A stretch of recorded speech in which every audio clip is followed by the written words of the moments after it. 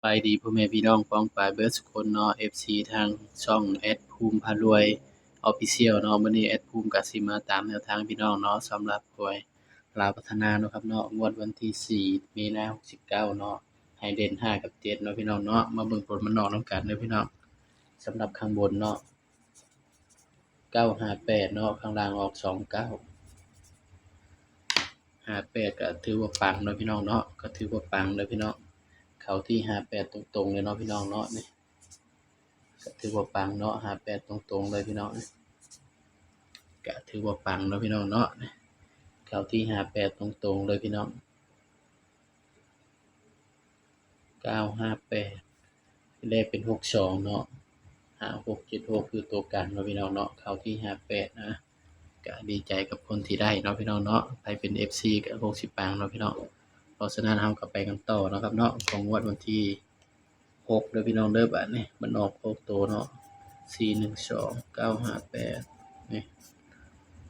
58ตรงๆเนาะไปครับต่อเนาะของงวดวันที่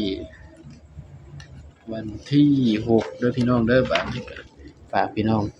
กดไลค์กดแชร์กดติดตามนี่เด้อพี่น้องเด้อก่อนสิไปรับชมนำทางก็ฝากกดไลค์กดแชร์กดติดตามนี่เด้อพี่น้อง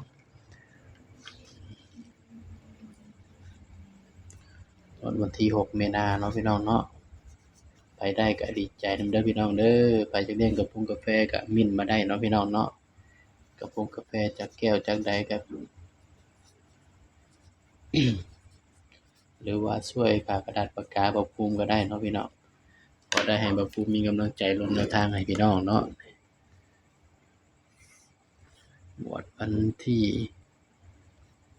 6มีนา69เนาะพี่น้องเนาะสำหรับแนวทางเรามาเบิ่งนำกันเนาะสิได้เด่นตัวใดพี่น้อง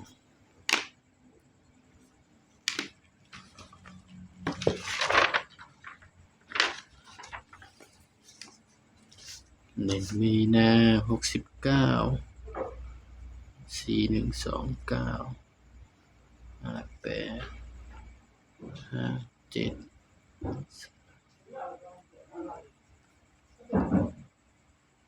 76 21 29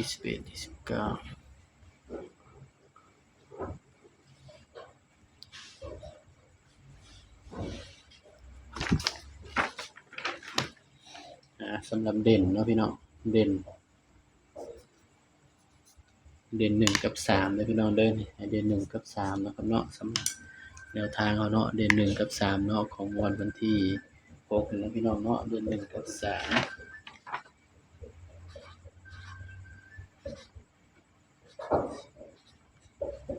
เด่น1กับ3เราก็มาจับคู่นำกันเด้อเนาะพี่น้องเนาะบัดนี้ถ้า1มาเนาะ10 12 16 18ถ้า3มา30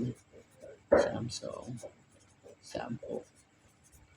38นี่เด้อพี่น้องสำหรับแนวทางเราเนาะนี่5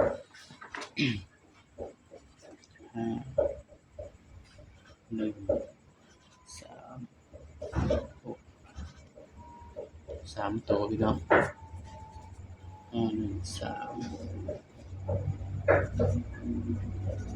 3 1 6นี่ก็เป็นเพียงแนวทางนะครับเด้อนี่มักตามเนาะบ่มักก็เลื่อนผ่านเนาะพี่น้องเนาะบ่าวก็ให้เพื่อเป็นแนวทางเนาะพี่น้องสำหรับเด่น1กันไว้2คู่เด้อครับเด้อนี่กันไว้ที่17กับ19นะครับเนาะสำหรับตัวกันเนาะสำหรับคลิปนี้ก็ฝากไว้เพียงส่ำนี้เนาะพี่น้องเนาะอย่าลืมกดไลค์กดแชร์กดติดตามภูมิพารวย Official ด้วยพี่น้องเด้อสำหรับคลิปนี้ก็สวัสดีครับ